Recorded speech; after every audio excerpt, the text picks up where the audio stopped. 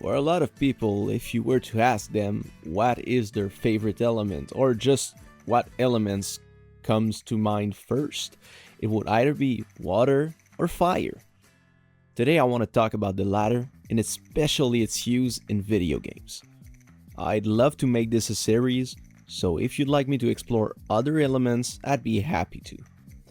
Fire, in my opinion, is generally associated with strength, power.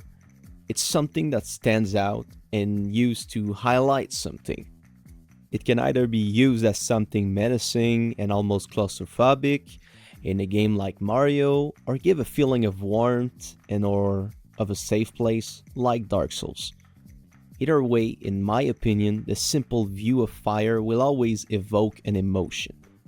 In video games, one of the most common use of fire is as a source of light, either as an object that you the player carry to light up a path, or a not so subtle way of guiding the player to his next objective. Sometimes it's used on the contrary to keep the player from going somewhere. If you're surrounded by fire and there's only one place that is not affected by it in your sight, you know that's where you need to go. It's nothing new, it's been a visual guiding tool for a long time, and it's still pretty effective, just a bit predictable. It's also a way to tell a story without the use of words. Show don't tell, you know? If there is a forest that's been reduced to ashes, you know something bad happened. It either happened from a natural cause or from the act of someone with the intent of destroying something. Anyway, that's just an overview of something you probably already know. Now, I'd just like to speak about the best games that use fire in general, or specific moments where it had an importance either through gameplay or cinematics. The Metro games, which are action or FPS games, makes fire a really important tool throughout your journey. In these games, your lighter, which looks awesome by the way, is your guiding light. You can burn cobwebs with it that slows you down and hides supplies that you could miss. It momentarily keeps the spider away from you and scares them off. Some areas are affected by the darkness, which prevents the player from using electricity, making your flashlight and some weapons useless. That's when your lighter becomes your greatest tool. Like many people, I'm a sucker for the Uncharted games. Every time there's a fire in your sight, you're either escaping from something, running at something, or fighting for your life. The spectacle and the stress that these flames causes are something that will never leave me. Sometimes I almost want to stop and watch the building I'm in be burnt to the ground. I just wish I could experience them beautiful games for the first time again. In BioShock, setting enemies on fire will make them run away and try to find the nearest water source, and the objects that they touch will also be set on fire, and vice versa. If they touch an object, burning, they will start to burn too, which adds so much to the immersion and shows the chaos that is the city of Rapture. You feel like a god, like everything you touch can turn into dust, and that depending on the choices you make, you might become worse than the people that caused this place's downfall. One scene that's still iconic to this day is in Far Cry 3. Yes, you know which scene I'm talking about. Yeah, the one where you get a flamethrower, you have to burn a field of weed and its occupants with some Skrillex blasting in the background. Even 14 years later, this mission never gets old, and seeing the flames propagate is really satisfying. Another important game that makes fire a centerpiece to its story and gameplay would be Dark Souls. If you go deep into the lore, you learn that everything in this world revolves around fire. How to keep it alive to escape an incoming age of darkness? You need to sacrifice souls in order to feed these flames.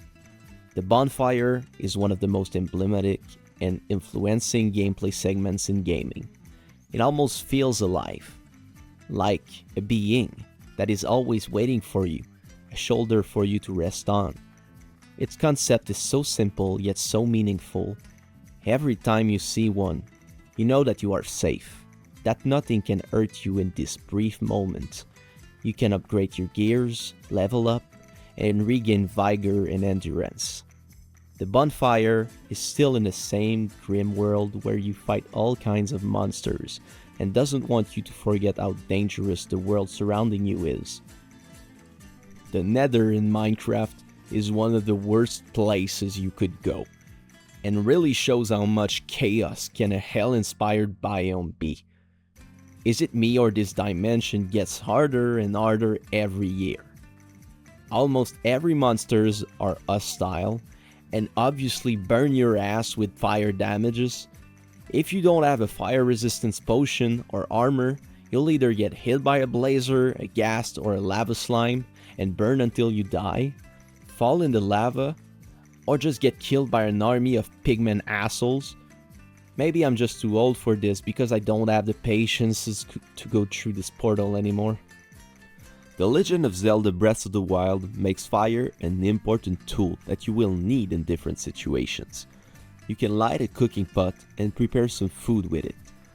Fire weapons will deal damages to your enemies over time and even disrupt an enemy camp if you burn grass near it. Having a torch equipped can prevent you from taking cold damages in snowy environments, and certain fruits or meal gives you a resistance to the cold too. I love the fact that you can melt ice, burn wood, and light up a path in the dark with it, which makes fire a really polyvalent tool in this game. In almost every Pokemon game, I've always chose a fire Pokemon as my starter. Charmander, Torchic, or Tepig always looked cooler for me as a little boy, even if I always felt like the water element was the most OP element. I just didn't care. I feel like this element is seen as basic, boring these days, and underutilized, and I wish game devs outside of indie studios, with the budget and the technologies they keep praising, would do something to make it exciting again. Anyway, that's it for today, guys. If you liked the video and would love to see more, leave a comment, a like, and maybe subscribe. I really appreciate it. Thank you guys, and have a nice day.